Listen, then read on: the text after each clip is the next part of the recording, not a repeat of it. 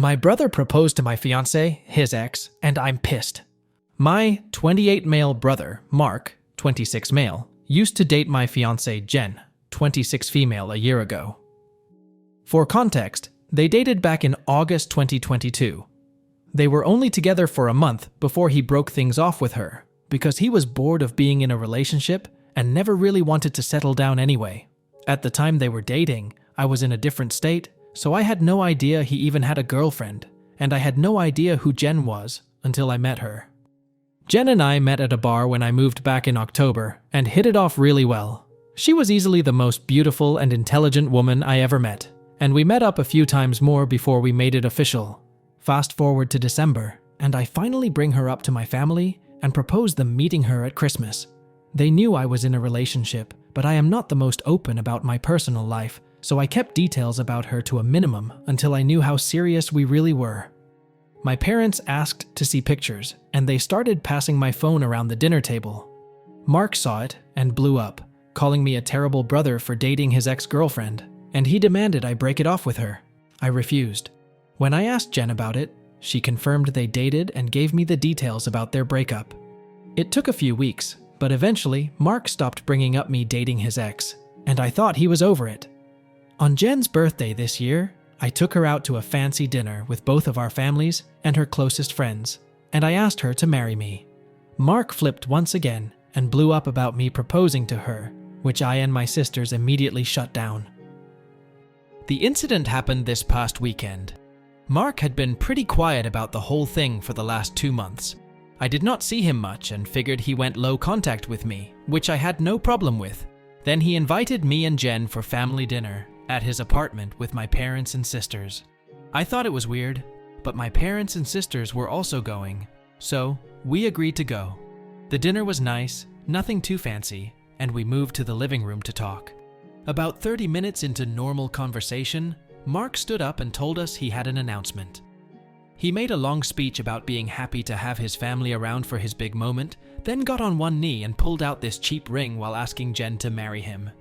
Jen was confused and obviously uncomfortable and demanded that he put it away and stand up. My dad tried to make a grab for Mark, but I got to him first and punched him.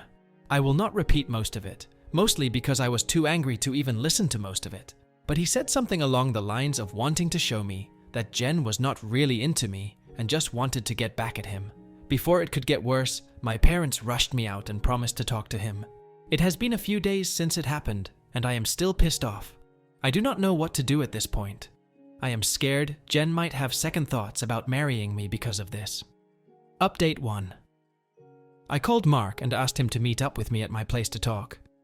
I told him I would prefer Jen to be around for the talk as well, but I was cool with it if he did not want her there. He agreed to talk to both of us and showed up at my place around noon today. It was pretty quiet for a few minutes before I started the conversation. I apologized for not warning him I would be proposing to Jen, and I apologized for hitting him. He said it was whatever, but he appreciated the apology. I told him what Jen had said about the relationship and breakup when I asked her about it, and I asked him to confirm if it was true. I pretty much said that his reaction throughout the whole thing has been extreme, and I wanted to make sure I was not misunderstanding their relationship or downplaying how serious they were. He confirmed that they only dated for a few weeks, and he broke up with her because he lost interest. Jen asked if he was acting like this because he still had feelings or regrets about ending things with her. He said he could admit he thought she was more attractive than when he last saw her, but there were not any feelings or regrets. He said he just did not like seeing a girl he dated, even if it was short-term, with his older brother, and as a man, I should not have violated him by pursuing things with his ex.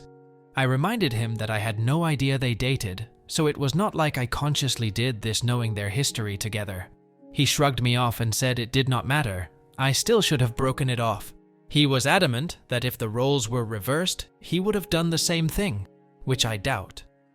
I asked him why he proposed to her if he did not have any lingering feelings.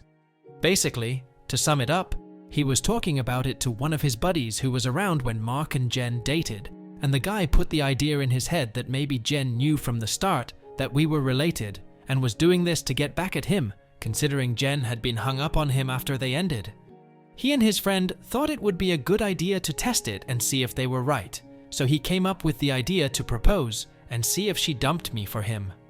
Jen asked him to elaborate on why he thought she was hung up on him, and he told her that he heard she was asking about him following the breakup and still hanging out at the places they used to go to, so it was a valid assumption. Then for her to pop up randomly with his brother affirmed his suspicions. Jen told him she had only asked about him once following the breakup, and she had been hanging out at those places with friends before they started dating, and she would not avoid them because of a breakup. She also told him she was offended at the idea that she would go as low as to pursue me just to get back at him. He shrugged and gave her a half-assed apology, but said she had to see it from his point of view.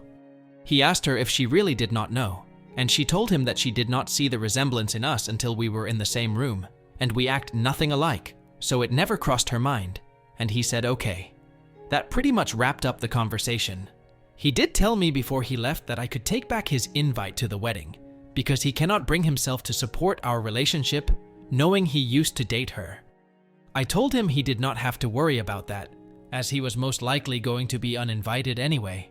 It has been a few hours since our talk, and I do feel better. My parents are not too happy about him being uninvited, but they understood that it was a mutual decision and probably for the best. My sisters told me they knew he did not have a good reason for being an asshole, and they do not blame me for not wanting him at the wedding. As of now, I am going to limit contact with Mark, and I doubt he will reach out to me anytime soon either. Update 2. A few things have happened since my last talk with Mark, so I have been low contact with Mark since our last conversation. I have not called him, and he has not called me, and our only interactions have been in family settings. As it stands, my mom is now upset that Mark is still uninvited from my wedding. It started with a comment made during my younger sister, Sophie's, 22 female birthday. Her boyfriend of, I think, 4 years proposed to her at the end of the night, and we sat around talking about what she envisioned for her dream wedding. She talked a bit about wanting a destination wedding and her ideas for the cake and dress.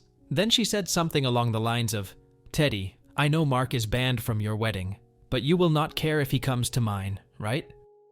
I laughed it off and told her I cannot get mad about her guest list even if I wanted to.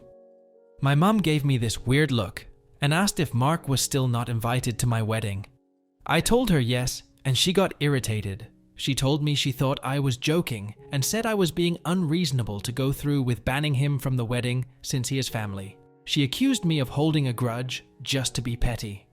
I reminded her that he and I agreed on him not coming. I then told her that this was not the time to talk about my wedding, since the day was about Sophie, and if Mark or her want to talk about my wedding, they can call me another time. Sophie laid into my mom a bit about trying to make her special day about Mark, and my mom dropped the issue. For those of you who might be wondering, Mark was not at Sophie's party because he apparently had to work and could not make it. A few days later, my mom stopped by my house and said she wanted to discuss my wedding. She asked me why I was so adamant about Mark not coming to my wedding. She said that I should not be so insecure about Mark and Jen's previous relationship, and that uninviting him was a step too far. I told her that Mark and I mutually agreed on him not coming to the wedding, and he can come to me about it himself if he has a problem with it. We got into an argument, and she said that if I was not going to re-invite Mark, then she would not be coming either because I am ostracizing her son. I shrugged and told her if that is what she wants, then she can toss her invite in the trash because I will not beg her to be there. She asked me if I would really be okay with her not attending, and I told her it would not be the first time she missed an event of mine because of Mark. She said I was being an awful person for throwing her past mistakes in her face, and she stormed out. I then started getting messages and phone calls from her and a few family members about the whole situation, saying I was in the wrong and urging me to invite Mark just to keep the peace.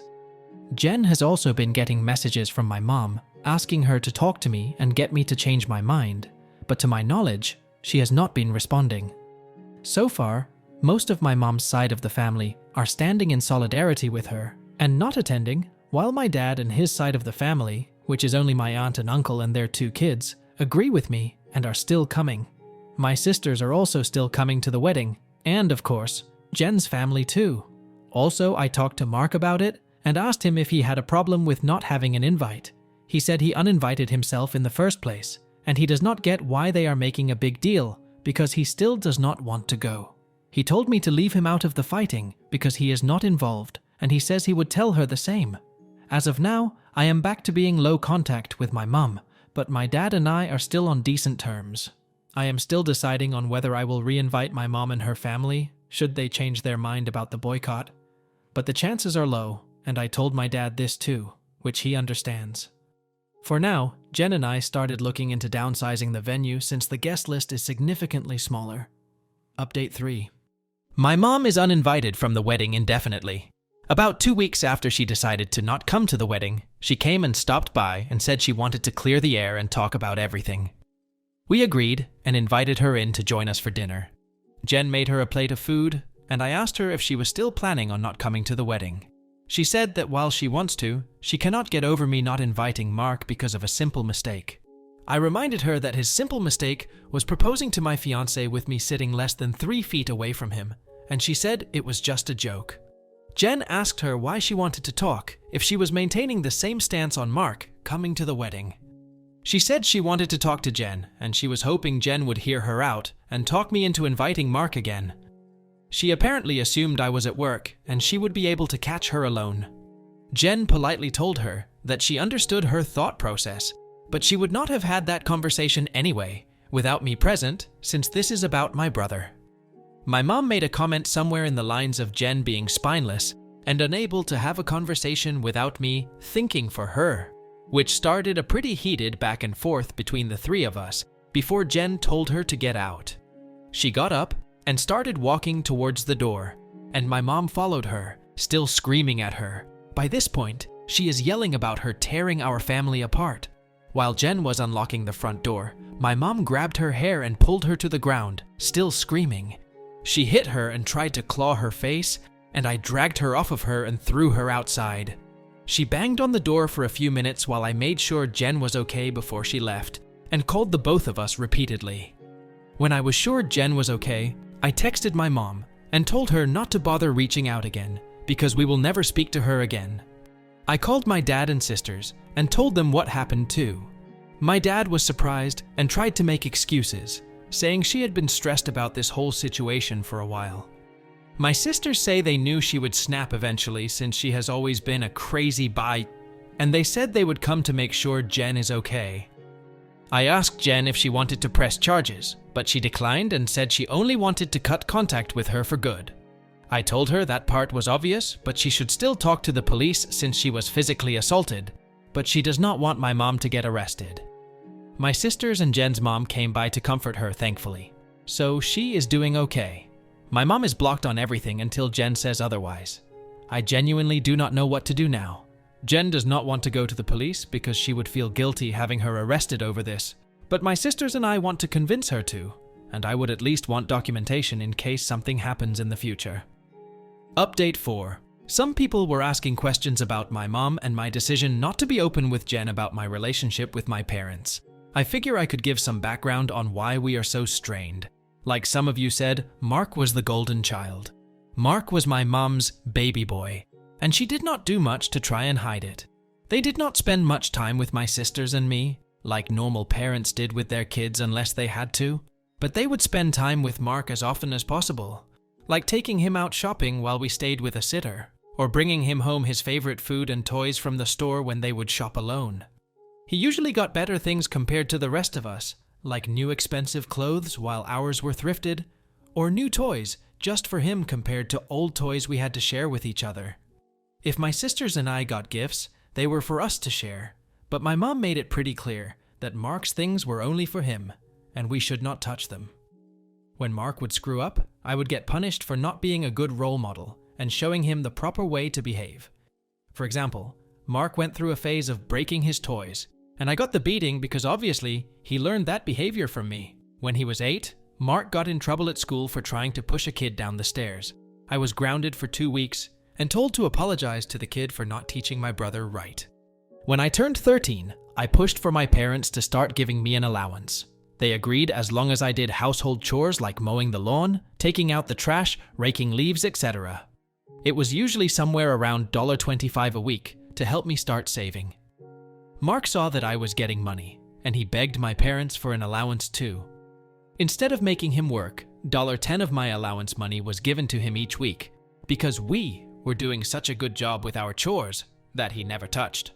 Whenever I asked him to help, he would tell me it is not his job to do chores, so why should he bother? It was around this time that I started really distancing myself from my brother. By the time I entered high school, we only talked to each other when we needed small favors or when we absolutely had to. I got my first job when I turned 17 because I wanted to finally get my own car and make money that they could not force me to give to Mark. My oldest sister Maggie helped me start my own bank account and showed me how to properly budget and save my money. I got my first car at 18 after all of my hard work. When Mark got his license, my parents asked me to let him use my car to get around and for extra practice behind the wheel. Reluctantly, I agreed, and for a while, the arrangement was fine. Mark used my car when I did not need it and helped maintain it pretty well. When he expressed wanting my parents to buy him his own car, my mom came to me and told me to give him my car because he needed it more. When I refused, she threatened to kick me out. We got in a fight that night, which ended with her giving Mark my car and taking me to transfer ownership of it to him within the following few days. Since I did not have anywhere else I could go at the time, I just sucked it up and signed it over. When I graduated high school, both of my parents skipped my graduation because Mark did not want to sit in a long ceremony just to see me get a piece of paper, and my mom did not want to leave him alone for the night. So I only had the support of my sisters and my aunt and uncle, who wanted to take me out. They ended up having to bring me home at my parents' request because they made me dinner to make it up to me. It was a dinner I could not eat because my mom put shrimp and chicken on the same serving dish, and I am allergic to shellfish. In my first year out of high school, I worked 2 jobs to buy myself another car, and at the start of the new school year, I moved away for college and cut contact with them. They, mostly my mom, tried to reach out for the first few months via social media and Sophie, but I never responded, and I told Sophie she would be cut off too if she kept trying. When she could not get to me through Sophie, she tried going through my older sister Charlotte, and a few times through Maggie and Mark, until I threatened to file a restraining order for harassment. It was a bluff because I had no idea how to do it, but it managed to scare her off, and the most I got from her was happy holiday texts over the years. Around the time I moved back, Charlotte told me they had been seeing a family therapist, at Charlotte's request, and my parents wanted to apologize for their treatment of us. I was hesitant, but I agreed as long as they would be genuine, and the reconciliation process started when I moved back home. That does not even scratch the surface of everything they put me through, and it took a lot for me to even begin to let them back into my life. When I met Jen, I was not sure where my relationship with her was going, or where my relationship with my parents was going.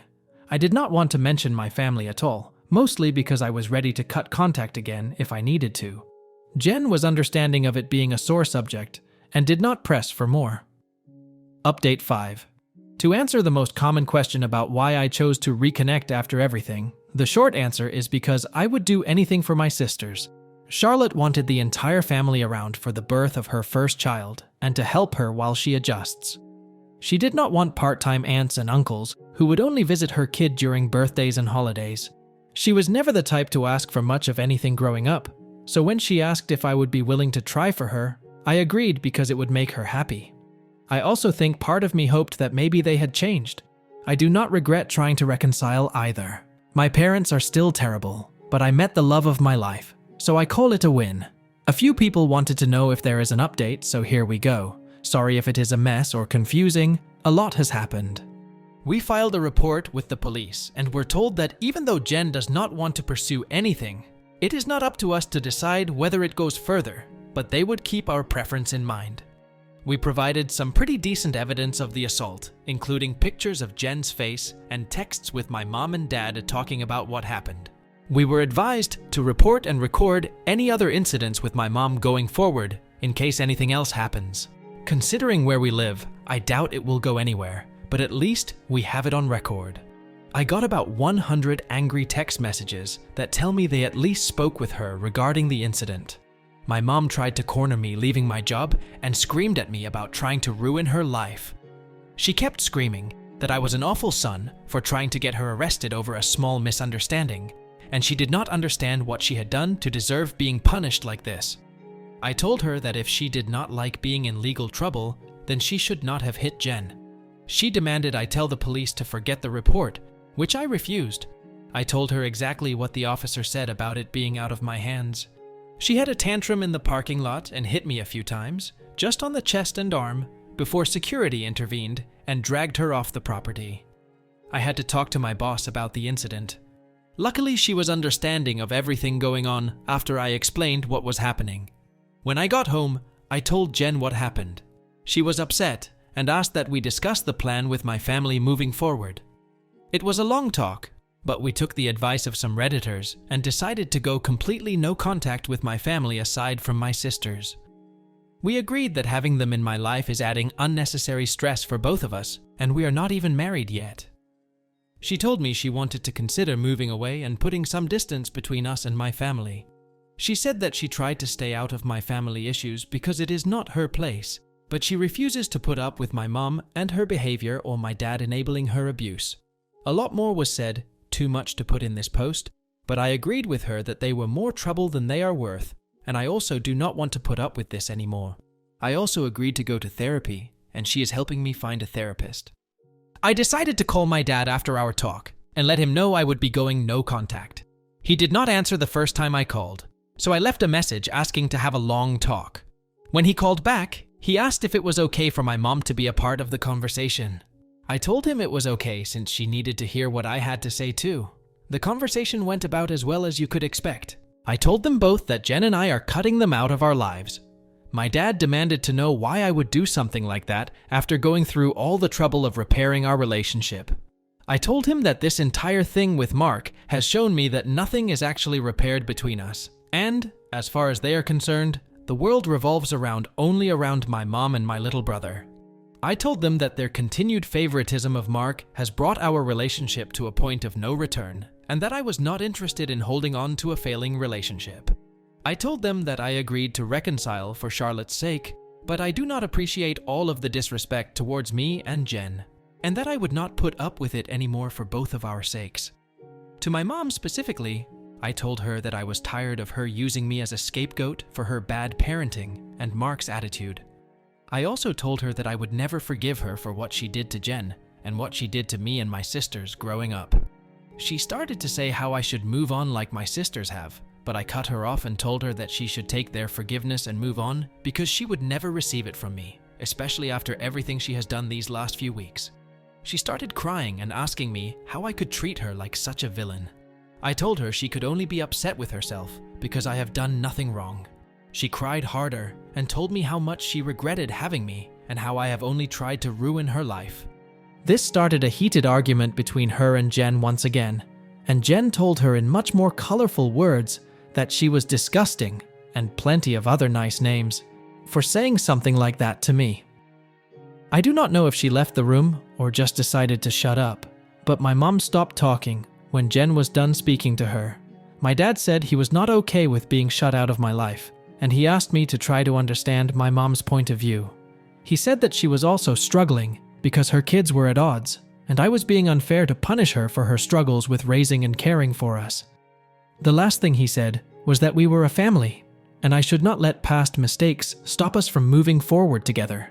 I told him that the only person she ever cared for was Mark and herself, and there was nothing he could say or do to make me change my mind. I told him that it was up to him whether to keep my number, but I would be blocking him and my mom everywhere, and I would not be reaching out again. Then I hung up.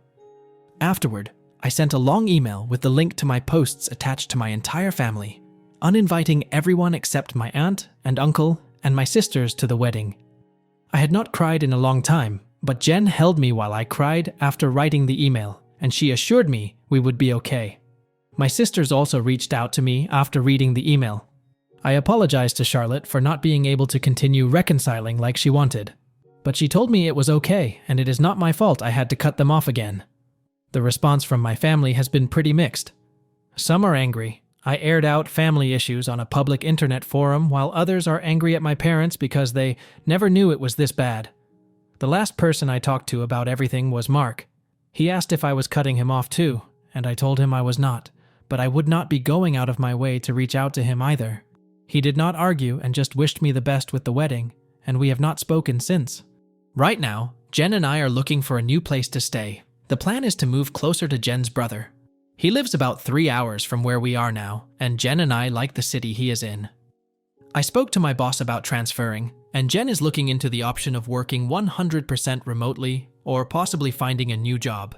And once again, our venues changed. Since the guest list is significantly smaller, my future brother-in-law is considering letting us use his lake house for our wedding.